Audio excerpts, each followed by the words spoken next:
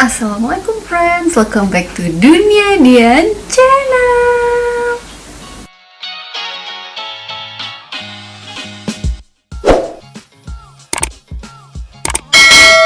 So, di video kali ini seperti yang kalian udah lihat di judulnya, aku bakal jawab Q&A mengenai operasi sesar. Tapi sebelum aku jawabin pertanyaan-pertanyaan yang sering ditanyain, boleh dong kalian like dulu video ini. Terus jangan lupa juga untuk subscribe di channel aku dan nyalakan juga lonceng notifikasinya ya. Nah, sebelumnya aku mau cerita dulu kalau aku itu udah operasi sesar sebanyak 2 kali. Di dua-dua anak aku itu dilahirkan melalui jalan operasi sesar. Nah, aku sering banget nih dapat pertanyaan kok dari orang-orang sekitar yang nanya tentang kelahiran dan kehamilan aku, kenapa sih aku itu disesar. Nah, banyak lagi beberapa pertanyaan yang sering ditanyain juga. Untuk itu aku mau share pertanyaan apa aja yang sering ditanyain, dan aku mau share sekalian jawabannya. Semoga pertanyaan-pertanyaan ini juga mewakili pertanyaan-pertanyaan kalian di luar sana yang bertanya-tanya tentang operasi sesar itu seperti apa.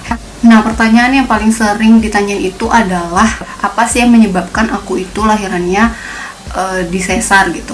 Nah, sebenarnya secara umum itu ada banyak sih kondisi-kondisi kehamilan yang membuat ibu-ibu itu harus menjalani proses kelahirannya melalui jalan operasi sesar.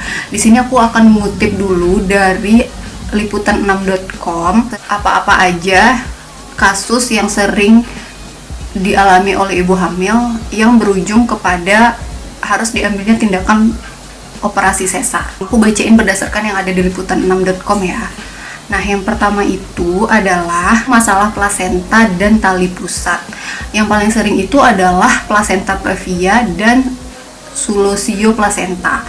Nah, kalau untuk plasenta previa aku rasa udah sangat umum ya terdengar di kalangan ibu-ibu yang sedang hamil atau yang sudah pernah hamil. Pasti kayak sering dengar yang namanya plasenta previa. Nah, plasenta previa itu sendiri adalah kondisi di mana plasenta atau ari-ari bayi itu berada rendah dari rahim gitu.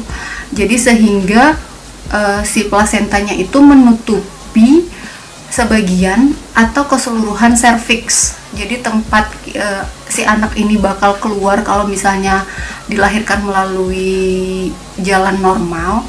Nah, itu ketutup tuh jalan si bayi ini bakal keluar. Nah, itu namanya plasenta previa. Sementara kalau solusio plasenta, jadi ini tuh biasanya terjadi di trimester ketiga, dan sekitar 1% sih wanita hamil yang mengalami solusio plasenta. Nah, yang terakhir adalah prolaps tali pusar, yaitu adalah ketika tali pusat bayi itu menyusup melalui serviks dan menjulur ke bagian misfi, sehingga dia itu kalau terjadi kontraksi menyebabkan tekanan pada tali pusar itu akan mengurangi aliran darah ke bayi, jadi kayak bisa bahaya buat bayi gitu loh. Nah, itu. Nah, yang selanjutnya itu adalah kondisi persalinan yang tidak memungkinkan untuk dilakukan secara normal. Yang adalah posisi sungsang, jadi kayak posisi bayinya nggak optimal gitu untuk dilahirkan secara normal. Terus persalinan normal yang berjalan sangat lambat, itu juga biasanya akan berakhir dengan operasi sesar. Terus panggul ibu yang kecil, ini juga berpengaruh sehingga biasanya membuat pembukaan itu lama atau kepala bayinya itu nggak bisa masuk gitu loh ke pinggul ibu, yang berakhir juga di meja operasi sesar. Selanjutnya ada herpes genital aktif, yaitu penyakit herpes yang bisa menular gitu. Jadi dilakukan operasi sesar supaya bayinya nggak tertular. Terus ada juga diabetes. Diabetes itu membuat bayi itu berpotensi untuk mengalami komplikasi lahir seperti ukurannya besar. Ruptur uteri. Nah, ruptur uteri ini adalah kondisi rahim sobek selama kehamilan. Tapi kondisi ini jarang terjadi sih, cuma terjadi 1 dari setiap 1.500 kelahiran gitu. Nah, yang selanjutnya adalah masalah pada janin seperti preeklamsia, terus gawat janin, dan cacat lahir. Selanjutnya ada kelahiran kembar yang itu juga harus diperkirakan masalah posisi, beratnya anak gitu-gitu. Terus ukuran bayi itu juga biasanya mempengaruhi apakah kita tuh bisa lahiran normal atau enggak. Biasanya kalau bayinya besar di atas 4 kilo itu pasti sesar. Dan ya itu dia beberapa hal yang sering terjadi pada proses kelahiran yang mengakibatkan terjadinya kelahiran secara sesar. Nah, kalau aku sendiri itu di kehamilan pertama posisi bayinya sungsang. Jadi setelah 34 week kayak posisinya masih kayak gitu, akhirnya diputuskan untuk sesar. Untuk di bayi yang kedua itu karena jarak lahirnya dari sesar yang pertama itu di bawah dari 3 tahun. Jadi karena akunya juga sendiri udah ngerasa sakit, akhirnya diputuskan untuk sesar gitu. Nah, pertanyaan selanjutnya yang paling sering ditanyakan adalah gimana proses atau tahapannya kita itu disesar gitu. Nah, kalau ini aku bakal sharing sesuai dengan yang sudah aku alami ya. Jadi tahapannya itu yang pertama pastinya kita datang dulu ke rumah sakit, terus kita melakukan pendaftaran seperti pada pasien-pasien pada umumnya. Nah, karena kelahiran sesar itu yang terjadi pada aku itu sudah direncanakan sehingga aku bisa datang dengan keadaan yang nggak terlalu hektik dan nggak terlalu panik gitu. Akhirnya setelah aku datang, setelah daftar dan setelah menunggu, aku langsung dicek tekanan darah dan diambil darahnya untuk dicek ke laboratorium. Nah, setelah melakukan pengambilan darah, aku langsung dibawa ke ruangan bersalin gitu. Jadi kayak ruang tunggu sebelum masuk ke ruang operasi gitu. Nah, di sana itu masih bisa ditemanin sama suami. Terus kita ganti baju pasien. Terus nanti bakal ada perawat lagi yang bakal lagi-lagi ngecek tekanan darah kita. Terus setelah itu ditanya apakah kita sudah cukuran di MISFI atau belum. Nah, jadi buat yang mau operasi sesar, kalau rasanya malu untuk dicukurin sama ibu-ibu perawatnya, ada baiknya untuk kalau udah tahu mau sesar nih, dipersiapkan dulu sebelum pergi ke rumah sakit. Nah, setelah itu kita langsung nunggu aja tuh, nunggu giliran. Nah, setelah giliran kita sampai, kita langsung dibawa ke ruangan operasinya. Nah, jadi di ruangan operasi itu nanti ada ruang tunggunya lagi. Jadi di sana yang ruang tunggu sebelumnya itu barengan sama yang mau lahiran normal juga. Jadi bakal ketemu sama orang yang lagi nunggu pembukaan dan lain-lain. Tapi kalau udah di ruang tunggu khusus operasinya itu biasanya cuma 1-2 orang aja isinya. Nah, setelah kita di situ, kita bakal ketemu sama perawat yang ada di ruangan operasinya. Nanti data-data kita disamain lagi, terus dicek identitas pasiennya. Setelah itu masuk ke ruangan operasi, dan di dalam ruangan operasi itu dingin banget, dinginnya itu kayak di kulkas, beneran kayak di kulkas. Terus setelah itu udah dipersiapkan tuh semua sama tim yang bakal ada di ruang operasi itu.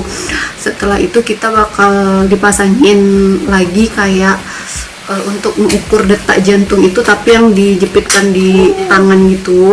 Terus udah dipasang infus juga pastinya. Terus dibius. Nah, ini biusnya kalau operasi sesar itu biusnya di bagian punggung ya, kayak di tulang belakang gitu. Nah, nanti kita bakal dipandu tuh sama perawat yang ada di ruang operasi gimana pas biusnya dimasukin biar nggak terlalu sakit. Nah, kalau aku pribadi udah 2 kali ngerasain dibius di punggung itu, aku sama sekali nggak ada ngerasain sakit yang sakit gitu loh. Kayaknya kayak justru malah nggak berasa sama sekali. Bahkan aku nggak tahu kalau prosesnya itu udah dimulai dan udah kelar gitu, seenggak sakit itu. Tapi ada beberapa teman yang bilang itu sakitnya minta ampun. Jadi kembali lagi ambang batas sakit orang mungkin beda-beda ya, tapi di aku 2 kali aku mengalaminya dan nggak ada yang sakit sama sekali. Nah, pas sudah selesai dibius, nanti kita bakal ditanya tuh gimana, udah kebas belum kakinya masih bisa digerakin apa enggak, coba digerakin dulu kakinya. Nah, kalau kita udah nggak bisa menggerakkan kaki lagi, biasanya dimulai di prosesnya, karena dokternya udah ada di situ langsung sih. Pas kita mulai dibius itu dokternya udah di ruang operasi itu juga. Nah, begitu kita kebas langsung deh tuh dokternya mulai. Dan karena udah dibius ya, jadi nggak berasa apa-apa sih, kayak bakal aja gitu, udah namanya juga dibius ya kan, jadi udah nggak ada berasa apapun sampai nanti pas anaknya ditarik keluar gitu. Nah, itu ada sedikit rasanya kayak ya namanya kita lagi hamil kan sesak tuh, terus tiba-tiba kayak perut longgar gitu loh, ada sedikit rasa mau muntah, kayak rasa gameng gitu loh. Nah, jadi rasanya kira-kira gambarannya kayak gitu. Nah, setelah anaknya keluar, kita kalau aku sih sempat ya dengar suara tangisan anak, terus diliatin tuh anaknya. Setelah itu baru kayak tiba-tiba ngantuk aja. Terus ngantuk, udah deh, udah nggak tahu lagi sampai aku dibangunin lagi. Itu masih di ruangan operasi, dibangunin, bu udah kelar gitu kan. Terus udah dibawa lagi ke ruangan pemulihan gitu. Nah, di ruangan pemulihan itu juga kebanyakan orang itu menggigil, kayak kedinginan gitu loh. Tapi aku 2 kali operasi, aku nggak merasakan hal itu. Aku justru merasakan menggigil kedinginan itu sebelum dimulai gitu proses operasinya. Jadi kayak baru masuk ruangan itu masih persiapan-persiapan, nah itu aku kedinginan banget sampai menggigil. Tapi setelah keluar dari ruangan operasi itu nggak ada sama sekali, nggak ada menggigil sama sekali, cuman haus doang. Terus sekitar, aku kalau nggak salah sekitar 2 jam baru bisa pindah ke ruang perawatan. Nah, begitulah kira-kira proses kalau kita tahapan-tahapannya ya, kalau mau disesar. Yang selanjutnya, pertanyaan selanjutnya nih, gimana setelah keluar dari ruang operasi? Nah, itu tadi yang udah aku ceritain juga sedikit, kalau setelah keluar dari ruang operasi itu kita dibawanya ke ruang pemulihan. Terus biasanya suami kita dipanggil buat ngeliatin kita. Setelah 2 jam di ruang pemulihan baru dipindahin ke ruang perawatan gitu, setelah keluar dari ruangan operasi. Selanjutnya, pertanyaan selanjutnya, apa aja tahapan penyembuhan selama di RS? Nah, ini banyak juga sih yang nanya gimana sih proses penyembuhannya, lama nggak gitu kan. Kalau menurut aku nggak lama, karena namanya kita di RS, kita kan pasti dipantau tuh sama dokter, sama ibu-ibu perawatnya, kita itu dipantau. Nah, per 6 jam kita itu harus udah ada mulai gerak. Jadi 6 jam pertama setelah operasi itu kita udah harus miring kiri kanan. Terus 6 jam berikutnya kita harus udah bisa duduk, baru di 6 jam berikutnya baru kita sudah diajarkan untuk berdiri, baru berjalan. Emang semuanya prosesnya pelan-pelan sih, dan itu mesti dipaksain, bukan dipaksain sih, kayak dilatih, karena bener-bener badan itu kaku banget sih rasanya.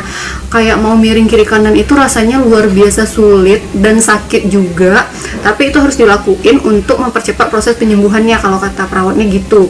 Jadi bener-bener harus dipaksain banget, per 6 jam itu udah harus ada kemajuan gitu loh. Paling itu aja tahapannya. Jadi nanti begitu kita pulang dari rumah sakit, kita itu udah bisa gerak dengan leluasa, walaupun nggak lincah ya, tapi udah bisa duduk walaupun masih pelan-pelan kayak gitu.